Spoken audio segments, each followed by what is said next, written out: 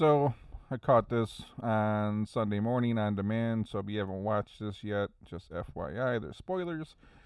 Go watch the episode. Come on back to hear me talk about it. Otherwise, just this photo right here. This is the look on Chuck's face right before he gets his ass handed to him, which always feels so good to watch. Quick synopsis. With a new player at Prince Cap, the trading floor scrambles to take out their turf. That whole storyline I didn't really care about. Taylor makes a huge bet, which we'll talk about. Truck tries to bring home a worthy case, but encounters an unexpected challenge. See, it wasn't unexpected. The person he went up against was a killer, and she killed. But we'll get to that. I got this on and off thing like every other episode. I start to like it, and then I start to hate it, and I start to like it, and I start to hate it. I'm kind of impartial on this episode. Good background noise as I usually work Sunday mornings, catching up on business stuff, emails, accounting for the companies I own, and reviewing performance of some of the investments I have. Good background noise. I don't catch everything, but I do kind of take some notes as the show goes on. I watch these shows as kind of white noise, if that makes any sense. But start the episode off.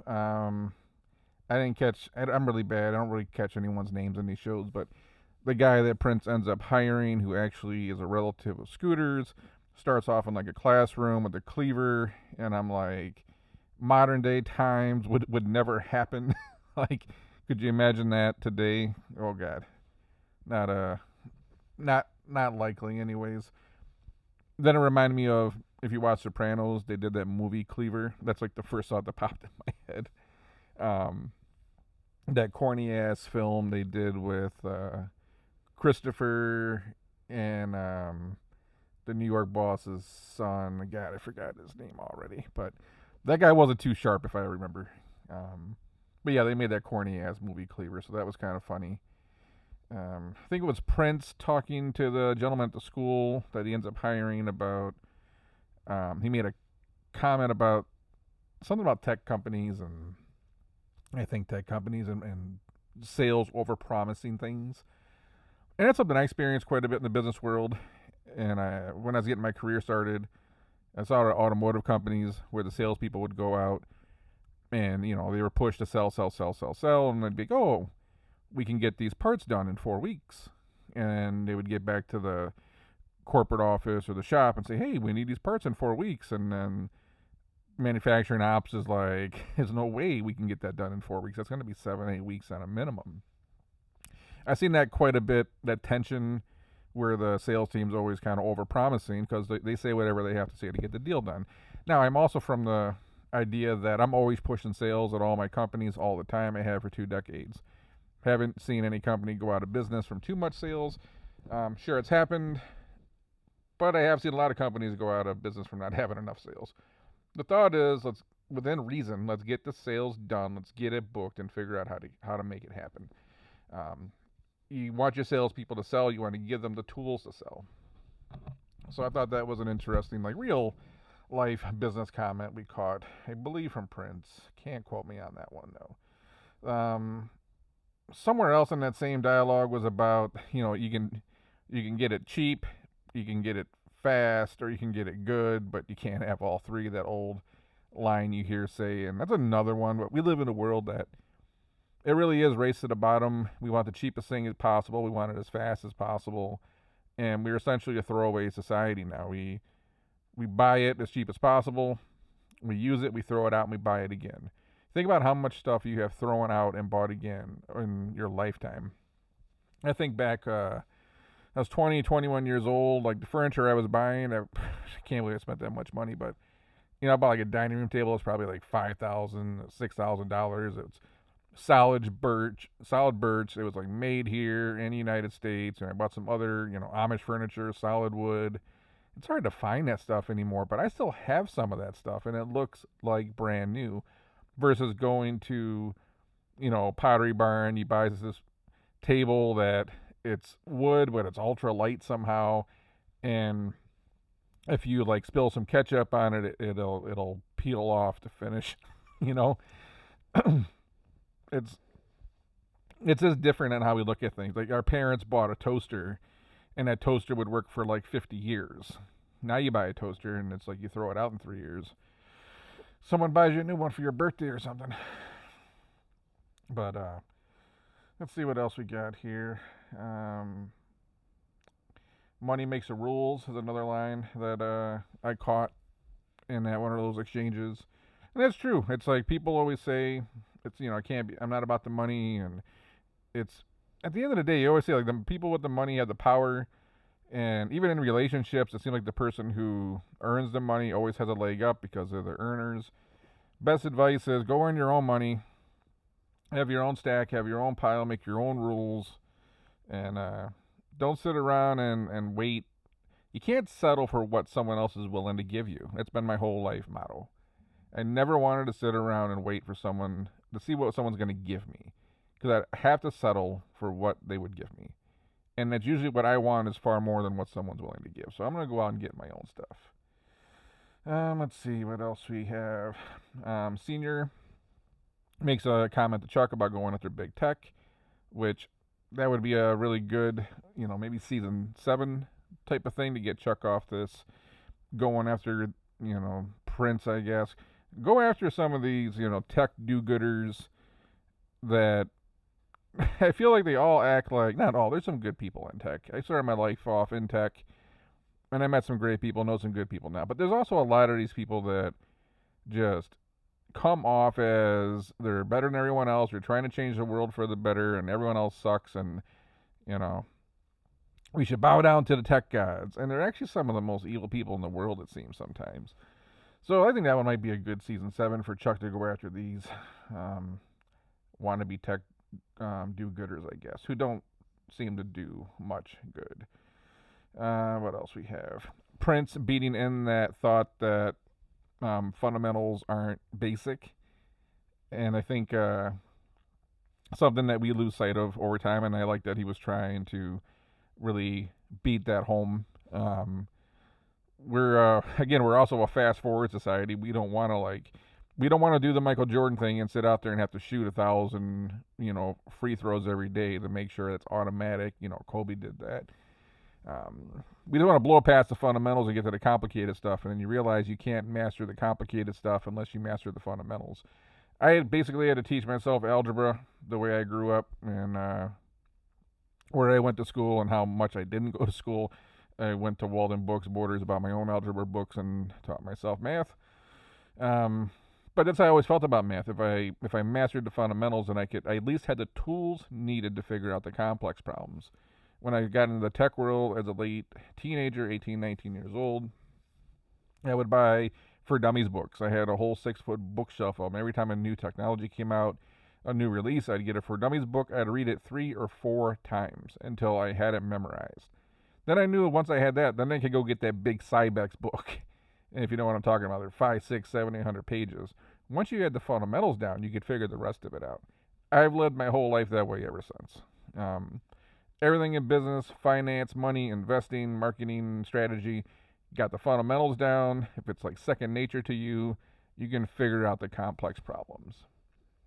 So I like where Prince was going with that in this episode anyways. There's a big push for the meatless products in this, because that's going on in the world right now. It's kind of timely. I did catch a thing on Bloomberg recently, maybe CNBC. Kane and I are probably going to do an episode on our show about that. But they said the fast food companies and the restaurants are backing off of the meatless meat options. They're not selling that well. And, I think I know people that have had some of them, and no one I know has said this is amazing and this is like a new staple of my diet. Most of the people I know that said it was okay said it was okay, but they weren't excited. And I know a few people that tried it, and they would just rather have tofu. Like, just give me tofu and, my soup or this or that. And there's this thing that, tofu's tofu. Like, I'm not trying to, sell you tofu. I'm not trying to call it chicken tofu, and I'm not trying to make this tofu taste like KFC. No, you just know it's tofu. You get it, your Korean joint down here, you get it in your soup, and the tofu takes on the flavor, and then you know exactly what it is. And I think that's where we're going right now. I think we got to get away from a marketing strategy. I understand why they did it. They thought the fastest path to sales was creating an imitation of something and then latching onto it, because re-educating the market about a new product is goddamn expensive. So in trying to create a new category, we're just going to kind of ride on the piggyback of the meat industry. We're going to make this kind of meatless meat, and it's going to be cheaper to get the word out there. I think you're just going to have to do something that is a whole brand new category. Stop trying to make it taste like an imitation of something else. That might be the only way it's going to thrive. It's not working. It's not taking off like everybody thought it was. And I just think we can't keep riding on this meatless meat thing. You're going to have to make it into its own product. But that is my own thought on that one. I knew someone had tried the Chipotle, what's it now, the meatless chorizo. It was okay to them, but they're like, look, I would rather just have the chorizo, and if I didn't want meat in that example, then I would just get beans, rice, fajita vegetables, guac, and I would make, and salsa. And I would, I can get a very hearty bowl at Chipotle Grill with just that. And be full, be satisfied, it'll taste good. I don't need the meatless meat type of option to make this enjoyable to myself. And I have a feeling that a lot of people feel that way. Not everybody does. I'm sure someone out there loves the Impossible Whopper. It just doesn't seem to be taken off to where it makes a lot of sense to continue to push that, though. All right. Outside of that, some business stuff there. What else we got? So that video, the Wall Street influencer tasting the food and spiking it down like a douche. It reminded me of this show, and if you watch Billions, you might have heard of the show before. It's from 10 years ago, probably 15 years ago. It's called Wall Street Warriors, and it was a reality TV show, which it was definitely scripted, right? But there's 2 seasons. There's Wall Street Warriors 1, Wall Street Warriors 2. There is a secret season. Season 3's out there somewhere on the interweb. But there was this guy, and I'm going to screw his name up because I don't follow him. I just remember him. Timothy Skykes. I don't remember his name exactly. But I felt like he was one of the first Wall Street influencers. Because I remember he would pop up in places even when I wasn't looking for anything about him. From, penny stocks to follow my trade patterns. And when I saw that video of that guy eating a sandwich, and I'm like, that reminded me of that Timothy guy from Wall Street Warriors. So, you like Billions, if you like Wall Street stuff, go back. It's on Hulu or Amazon Prime, but look up Wall Street Warriors 1 and Wall Street Warriors 2. You'll probably like it if you like Billions anyways. What else we got here? That line Chuck said that senior forgot he's married. It made me crack up. Very senior, right? The way he's acting right now. But, senior forgot he's married. It reminds me of everybody in Vegas after 2 drinks. Whether they got a ring on or not, it's automatically everyone's single, it seems. Go out to Vegas for a conference or something, and that's pretty much what life is like out there. Everybody forgets. Nobody cares is what it comes down to when they're out there. What's that thing, Different zip code, different area code, doesn't count. What else we got? There was, again, it might have been Chuck that said this, don't quote me on it. He was talking to somebody, and it was about, Axelrod versus Prince, and then somebody said, it might have been Chuck, I wasn't watching the TV exactly, but they say that Prince is worse than Axelrod because Prince pretends to be better. And again, I think that's just the world we're living in right now, is a whole bunch of people masquerading around as good people that do terrible things.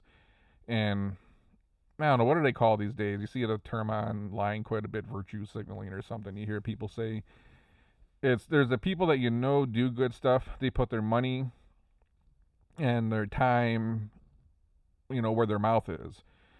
They're trying to change things for the better. They're actually trying to help people. They support people. They back people, and they do that with their time and their money. And there's a lot of people that just run their mouth, and we've all ran into that, right? In our whole life, family, friends, everybody, where they're always talking about these things, but they don't ever actually do anything meaningful to change them. They're always acting like they're better. Their social media always looks like the perfect example. They're this exemplars of goodness. But when you know them, you know they're not like really out there doing that type of stuff. And that's where it's like, just give me Axelrod. I just like seeing people for who they are. I can tolerate Axelrod because you know who he is. Doesn't try to hide it. Yeah, he does, investing here and trying to buy some goodwill. But Bobby's Bobby. Prince is Bobby. Prince just tries to come off like he's not. To me, those are the worst people in this world. You're better off just knowing who someone is, and you might not like that person for who they are. But I'd rather at least know who they are than the person who's just like that. But they're cloaked. I'm not down with that. What else we got here for some quick thoughts? Seafood lawyer. She came in kind of brazen, and you saw Chuck kind of get like, I'm gonna squash you, and then he starts to get that attitude going again, where no one could possibly be on my level. I'm just gonna stomp everybody. Everyone else is stupid but Chuck Rhodes. He made that same mistake when I don't know, season 1, season 2. He's at the Eastern District, I think. He's talking to the whole office, and he's talking about this story when he competed in chess, and he would think his opponents weren't worthy, and he would make these brazen moves, and he'd end up getting his ass kicked. He just did the same thing with this case. Don't make that mistake of whoever it is thinking that they're dumb. People are way smarter than you think they are. And the second you start thinking that you're superior than everybody else, or they're just dumb, is when you're gonna get surprised. Just like in this photo right here, because Chuck sat down and got his ass kicked. Well, we'll get to the second part of that in a second. But what else we got here? I'm looking at my little notes here. Chuck gets pimp slapped in court, which is true. Next part I caught was I believe it was a conversation between Scooter and Prince. There was something going on, and something to go on with the governor, I think. There's something going on with the governor.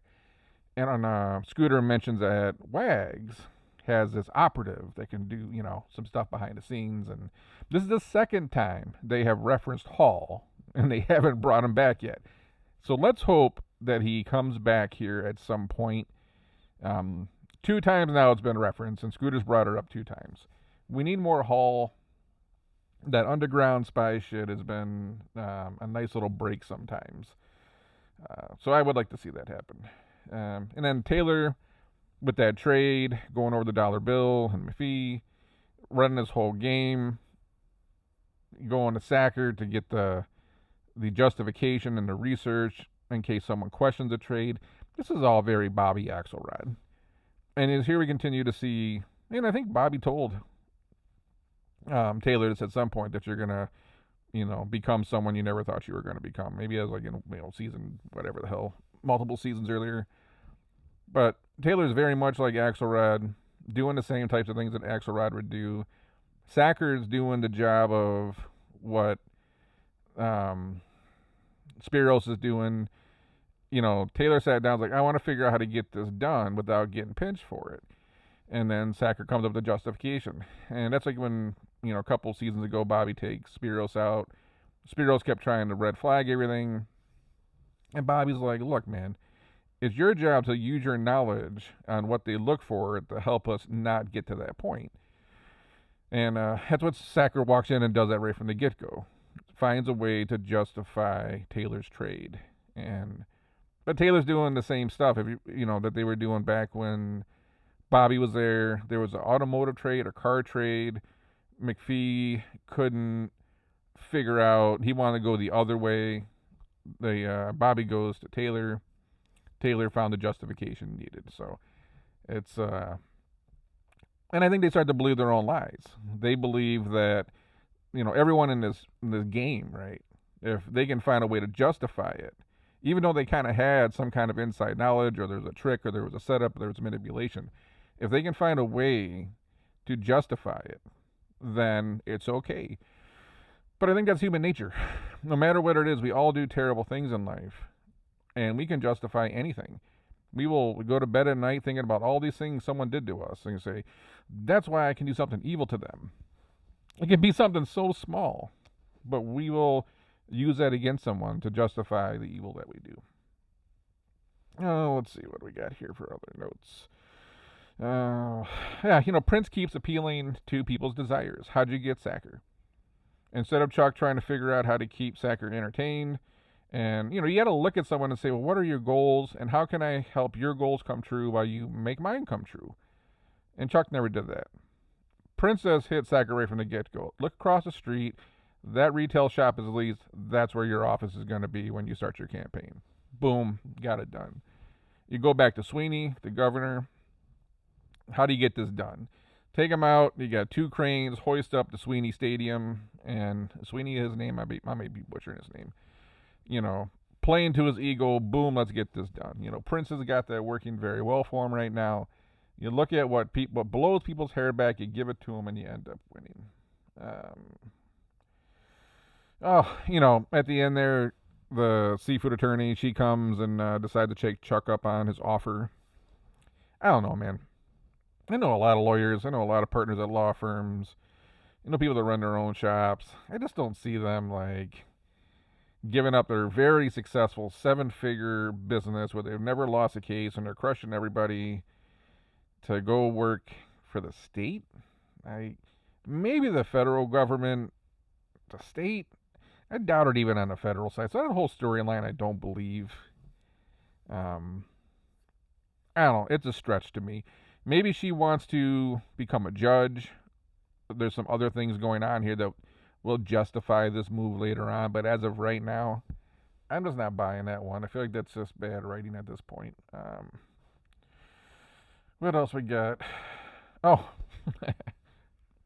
at the end there, this whole, and I didn't talk too much about it because I don't really care. This plot line about bringing the new guy in that was running the $300 million fund or something, and he comes in, he's better than Victor, and this whole you might get fired on Friday. I didn't care about that plot line. But Prince makes a comment that this isn't Jack Welch, or this isn't Welch or something. This isn't GE, is maybe what he said. And if you know anything about that, GE did the force ranking where they would try to cut off the bottom 20% of their workforce every year. It's controversial, but I think it happens in every company, just maybe not in the systematic way that GE did it. And sometimes the way they did their rankings allowed people to kind of have personal vendettas, people to kind of group up in teams to go after someone they don't like. Schadenfreude is a Mickey Ficky at the end of the day.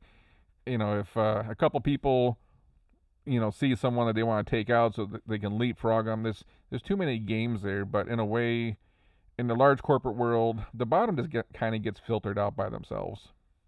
It happens every day. It won't, you don't got to call it, the rank and yank or the force ranking. In the legal world, and I'm probably pronouncing this wrong because I pronounce everything wrong. I think it was the Cravath system or something, where it's up or out. You're either someone that is climbing the ladder and you're moving forward and you're growing, or you're going backwards. And then, if you're not getting some kind of jump in 2 or 3 years, then you get cut. And that's how, places keep these ultra competitive, the best of the best. Because I think Jack also believed in, was it the vitality curve or something? I don't know off the top of my head. That the thought is 20% of the people end up doing 80% of the work. And depending on what type of company you're in, you would see that. When you talk to, Fortune 500 type companies, you have the people who are the brain trust, who don't have to figure it out, who are just that automatic Jason Hansen kind of kicker they're not ever going to miss. And then there's the people that, you give them 40 hours worth of work and it takes them 65 hours to do it. But you still need that person. So I don't know. That was an interesting comment. But in a way, we don't like to admit it, but in everything, there's the bottom 20%. There's the bottom 20% of doctors. There's the bottom 20% of lawyers. Look, if you're about to go get brain surgery and you knew the guy or girl that was about to operate on your brain was in the bottom 20%, you would think twice about it. Everywhere's got the bottom, 20%.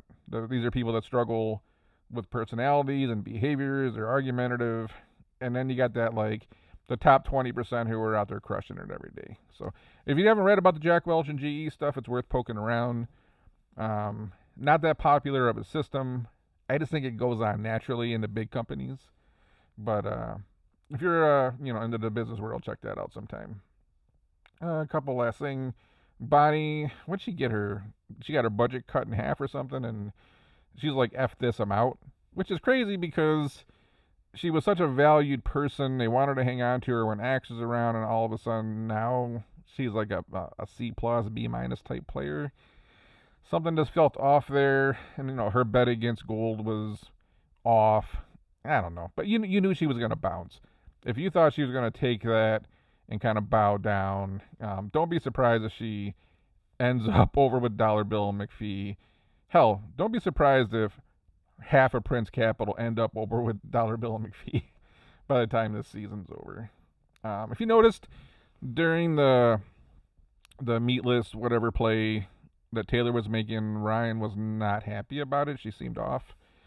And at the end, you saw her demeanor too, where she usually had that like non-stop smirking grin on her face. She didn't have it on this episode, so that's going to manifest into something else. And then to close it out, at the end, everyone got a fresh pair of J's, and which is funny. I was just looking at friend had a birthday come up, and I was trying to find him an old pair of brand new J's. I was on StockX and all those websites looking around, and I just couldn't find what I wanted. He also has this, foot that's like the size of an NBA player, so the choices were limited. I stumbled upon, I like Ferragamo's dress and like sneakers, and I'm like, you know what? Ferragamo used to do a high top that was kind of a classic Jordan knockoff. I ended up getting a pair of those, but it was cool to see everyone to get a fresh pair of J's and.